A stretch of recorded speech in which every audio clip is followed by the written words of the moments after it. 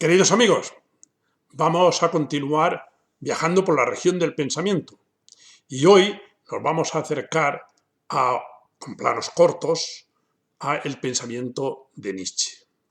El pensamiento de Nietzsche, que era como un gran laboratorio cerebral, y a ver si podemos mirarlo de cerca. Vamos a analizar el capítulo 5 de la primera parte de Así habló Zaratustra, que se llama De las alegrías y de las pasiones. En realidad, cuando lo lees, te das cuenta que habla de la virtud, que no habla ni de las alegrías ni de las pasiones. Bueno, habla también de las alegrías y de las pasiones, pero más habla de la virtud. Y en realidad lo que va a decir es que nuestras virtudes, es decir, que nuestras pasiones sean virtudes. Que nuestras pasiones se conviertan en virtudes y nuestras virtudes en alegrías. O si queréis, que nuestras pasiones sean alegrías y las vivamos como alegrías y esas alegrías sean nuestras virtudes.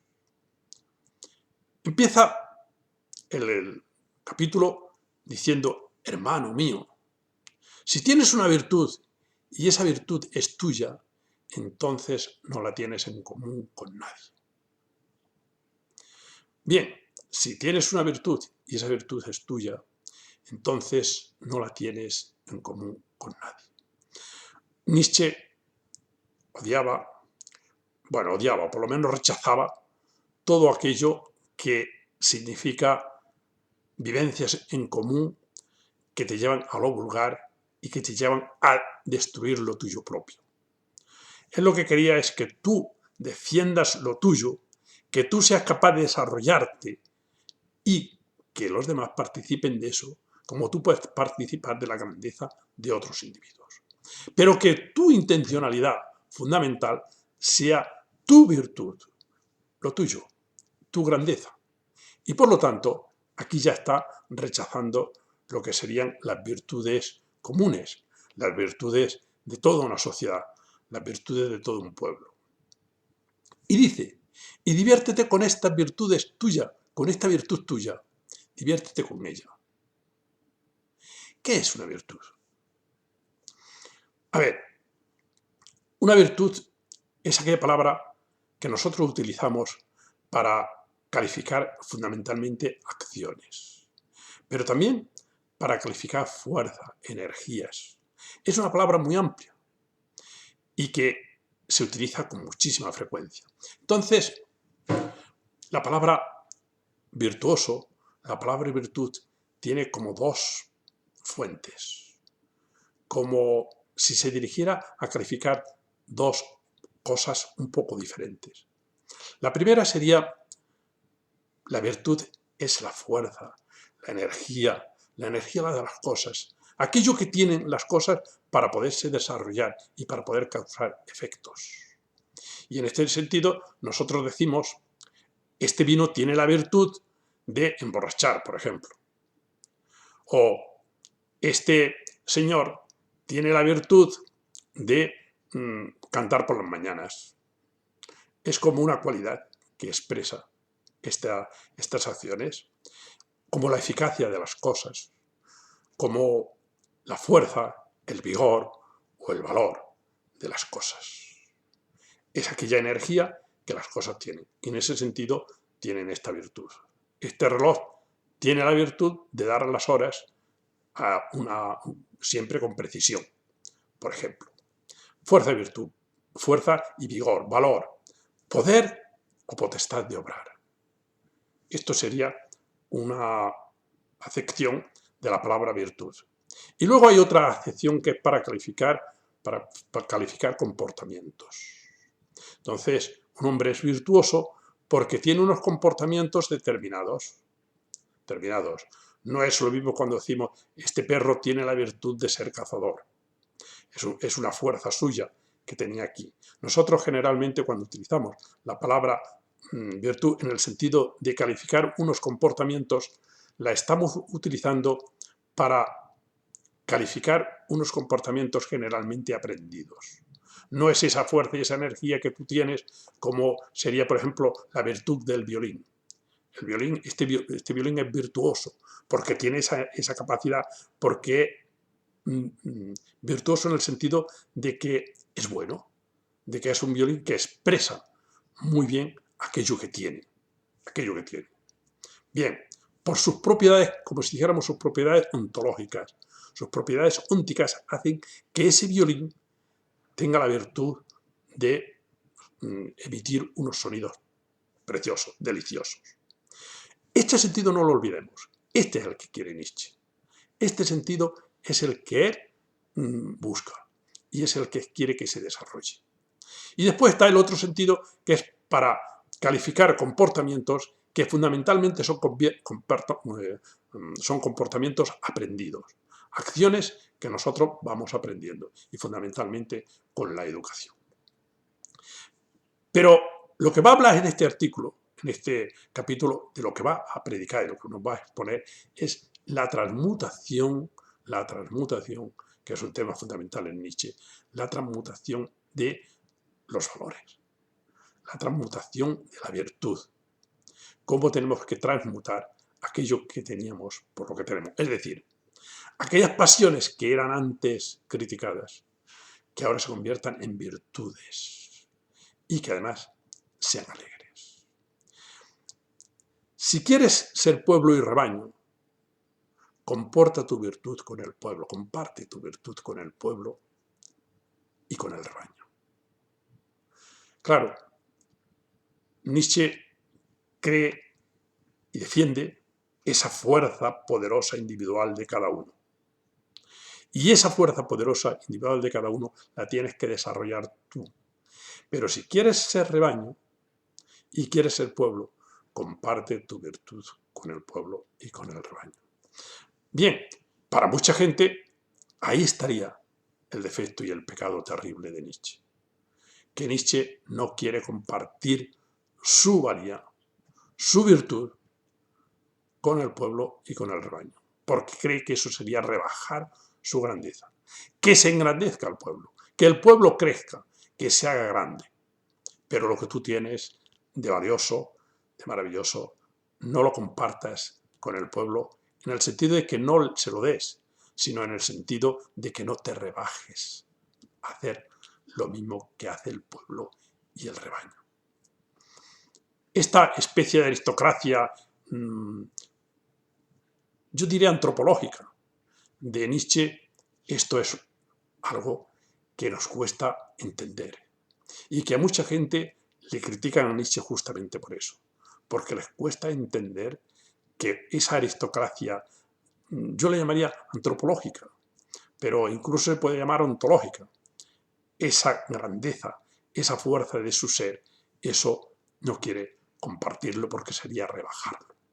Entonces nos dice, y eso que tú sientes, esa virtud que tú sientes, esa grandeza que tú sientes, esa fuerza que tú sientes, es decir, la virtud en el sentido este de fuerza, vigor, valor, poder, potestad de obrar, esto es inexpresable. Esto es inexpresable, no lo exprese y sin nombre. Es aquello que constituye el tormento y la dulzura de mi alma y que es incluso el hambre de mis entrañas. ¿Cómo lo define? Es algo que no tiene nombre, algo que tú a lo mejor no puedes expresar. Es como el tormento y la dulzura de tu alma, pero no hace falta que lo compartas. Vívelo. Tú te tienes que esforzar, esfórzate por desarrollarlo, porque eso sea lo que te constituye a ti como un ser grande, poderoso. ¿Cómo tiene que ser tu virtud? Esa virtud que él propone en esta transmutación de los valores, ¿cómo tiene que ser tu virtud? Y dice en este capítulo, sea tu virtud demasiado alta para la familiaridad con los nombres. De momento lo que nos está diciendo es que esta virtud tiene que ser muy alta. Nietzsche habla continuamente de la elevación, pero nunca define en qué consiste en realidad esa elevación. No la define de una manera clara. Él es la idea del superhombre, pero no te define con claridad cuáles son las características propias de ese superhombre. Primera, segunda, tercera, aunque sí que nos va dando continuamente indicaciones. Sea tu virtud demasiado alta, lo alto, eso lo utilizas con mucha frecuencia. Aquello que está todavía por encima de tu cabeza. Alta para la familiaridad con los nombres. No hace falta que te familiarices tu grandeza con los nombres, porque no hace falta tampoco que le pongas nombres. Lo que hace falta es que la vivas. Esto es mi bien. Este es mi bien. Esto es lo que yo amo. Así me agrada del todo. Únicamente así quiero yo el bien. Es decir, en el fondo, ese bien de Nietzsche es aquello que él tiene como esa fuerza y esa capacidad del violín, esa propiedad del violín, que es una propiedad de su madera o de tal y como está hecho, o del barniz que tiene, que expresa sin esfuerzo aquello que tiene dentro. Y esto es lo que quiere Nietzsche, que tú desarrolles aquellas capacidades, aquellas energías, aquel vigor, aquel valor, sin miedo, aquel poder y aquella potestad que tienes de obrar. Sin miedo, y que la expliques como tú efectivamente quieres que explicarla. Y entonces va añadiendo, no quiero yo este valor, esta fuerza, esta energía, esta virtud, no lo quiero como ley de un Dios. No quiero mi comportamiento, no quiero que mi virtud, mi comportamiento sea como un mandato de Dios, como algo que un Dios ha dicho que hay que hacer. Por lo tanto, eso ya sería un comportamiento, y sería, sí, un comportamiento que negaba la fuerza propia tuya. Como si el que toca el violín dijera, no, es que soy yo el que le transmito esa virtud al violín. No, tú expresas y aprovechas esa virtud que tiene el violín para efectivamente tocar de forma maravillosa. Y tú tienes una virtud, que es la virtud de poder tocar muy bien el violín. Pero el violín tiene ya en sí una capacidad, una fuerza, una energía, una garra, que es lo que hace un valor, que es lo que hace que el violín sea muy bueno. Por lo tanto, no lo quiero como una ley de un Dios, algo que te viene impuesto desde arriba. Es decir, tu virtud y tu comportamiento no tiene que no tiene que adaptarse a una ley de un Dios que la envía desde fuera. No lo quiero como precepto, tampoco, ni como fogosidad de los hombres. Tampoco quiero que mi virtud y mi comportamiento sea una adecuación a los preceptos y la fogosidad que los hombres imponen.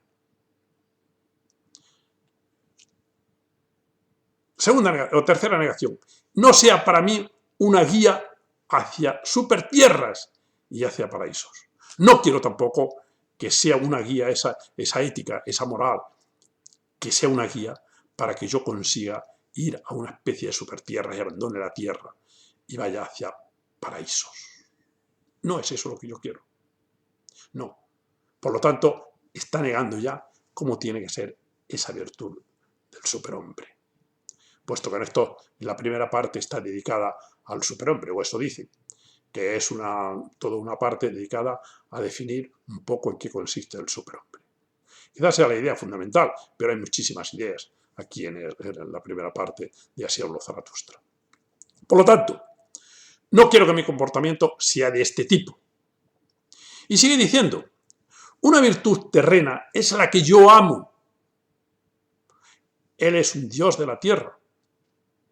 Él es un Dios que quiere potenciar lo que hay aquí, lo que nosotros tenemos. Ya lo hemos visto en los capítulos anteriores. En ella hay poca inteligencia y lo que menos hay es la razón de todos. Esta frase es compleja. En ella, en esa virtud, hay poca inteligencia. ¿Por qué? Porque Nietzsche pensaba que la inteligencia es un mecanismo que los seres humanos han producido para controlar a los demás, como sistemas de control y de imposición y de negación de nuestra misma vida.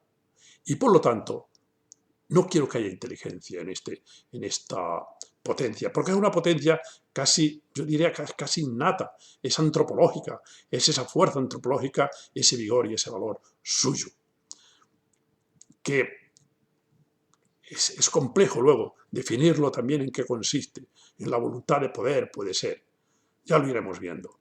Pero esa fuerza, esa potencia, tiene que ser algo que no sea la inteligencia. Hay poca inteligencia y lo que no hay de todas maneras es la razón de todos. Claro, él estaba pensando cuando explica esto en Kant. Para Kant, la moral se definía o se concretaba, es muy complejo también, pero se concretaba en lo que es el imperativo categórico. Y el imperativo categórico lo que buscaba era la racionalidad, en la crítica a la razón práctica, en la racionalidad.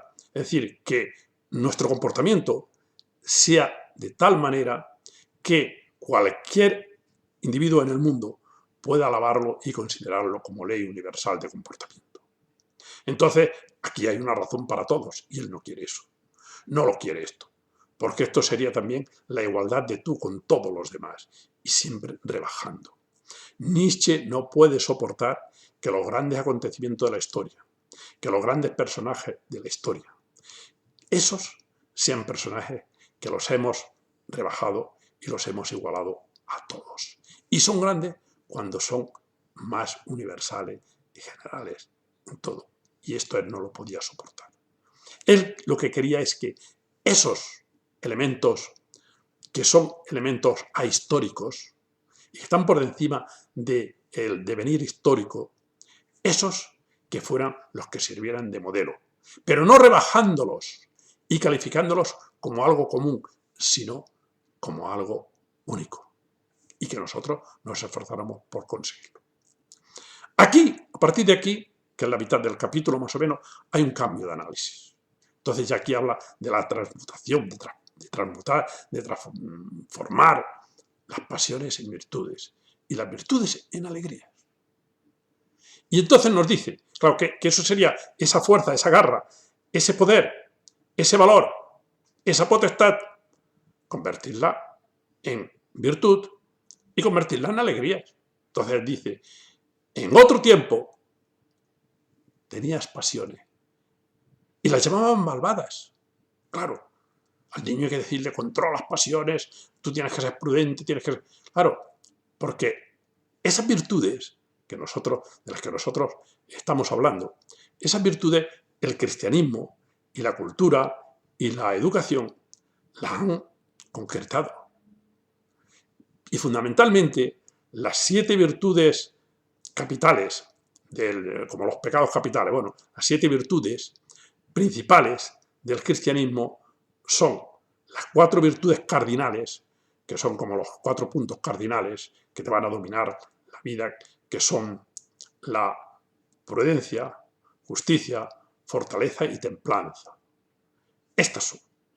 Con esto te definen tu comportamiento. Tu comportamiento tiene que ser justo, en el sentido de que se ajuste a unas determinadas normas, tiene que ser prudente.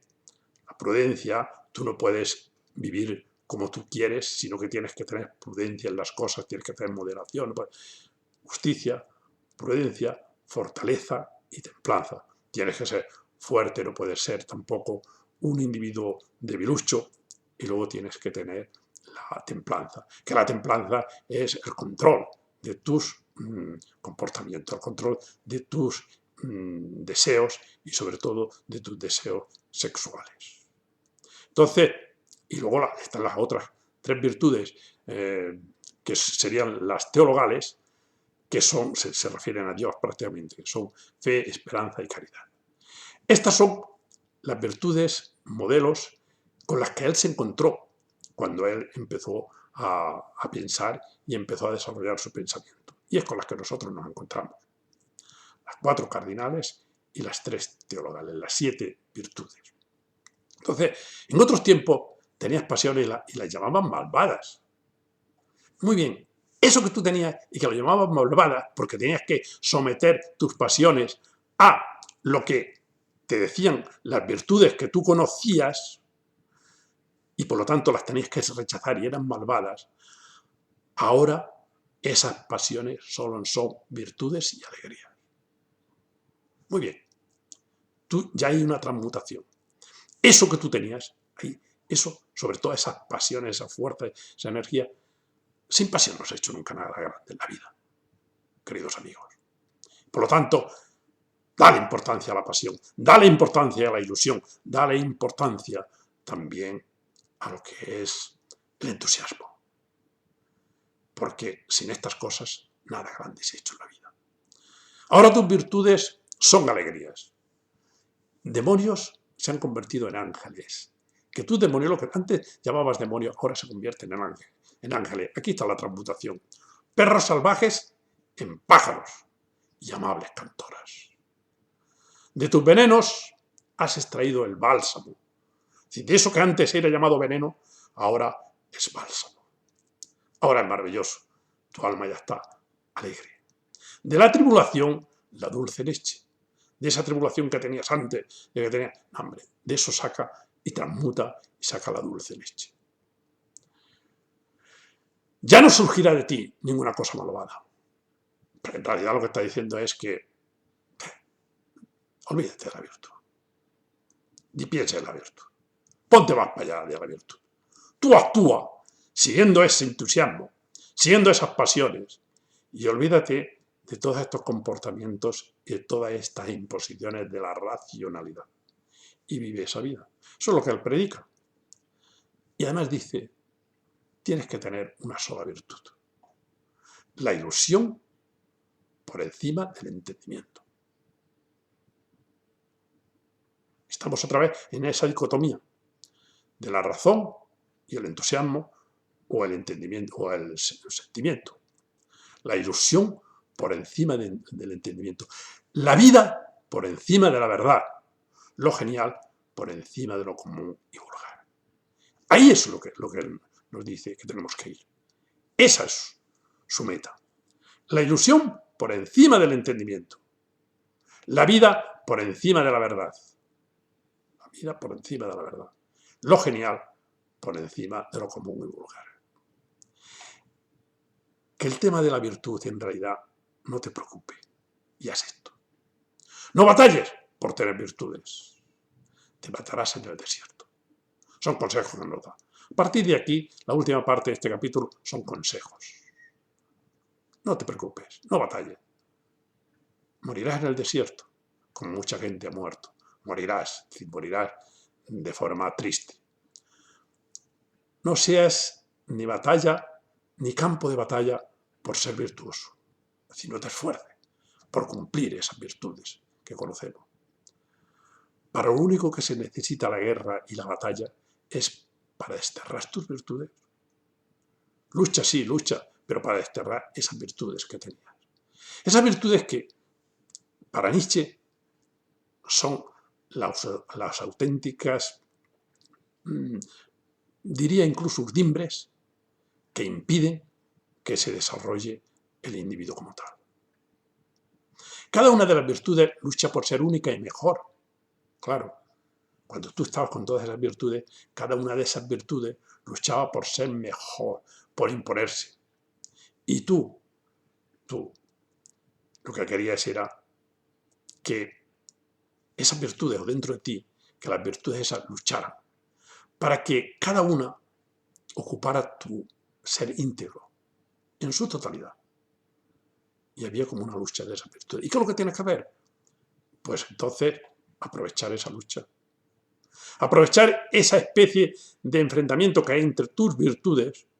A ver, ¿qué es lo que tienes que ser mejor? Más humilde, más piadoso, más sumiso. Entonces esas virtudes van luchando por ellas ocupar todo el individuo en su totalidad. Aprovecha lo malo de las virtudes para que se destruyan ellas mismas. Ese deseo de las virtudes, esa especie de odio o de celo de unas virtudes por otras, de celo, dice él, eso que es negativo, aprovéchalo para que se destruyan unas con otras. Que se vuelvan contra sí mismas su aguijón. Que esas virtudes luchen y vuelvan contra sí mismos su aguijón, envenenado igual que el escorpión. Déjalas, aprovéchalas. Es curioso cómo aquí Nietzsche nos predica y nos dice que todas esas fuerzas que tú estás gastando en mantener las virtudes, que sea como una especie de aguijón de un escorpión que se las clava a sí mismo. ¿No has visto nunca todavía a una virtud calumniarse y acuchillarse a sí misma? Lo pregunta. Las hemos encontrado. Esas virtudes que de tanto desear, de tanto odiar, acaban muriendo en ti mismo. Piénsalo. Y dices, pero ¿qué es lo que hago yo? ¿Para qué quiero yo esto? Que se acuchille a sí mismo y que se clave el aguijón y que desaparezca. Y el último párrafo de este capítulo es muy sorprendente. Y dice lo siguiente. El hombre es algo que tiene que ser superado. Y por ello tienes que amar tus virtudes, pues perecerás a causa de ellas. Es muy sorprendente por estas contradicciones que Nietzsche explicaba con mucha frecuencia y esta especie de teoría suya de la oposición siempre, enfrentar. El hombre es algo que tiene que ser superado. Y por ello tienes que amar tus virtudes. Es decir, porque parece que son tan negativas y tan nefastas que cuanto más las ames, más se van a autodestruir, pues perecerás a causa de ellas. Bueno, también puede ser un texto irónico. Venga, ama todas esas virtudes, hombre.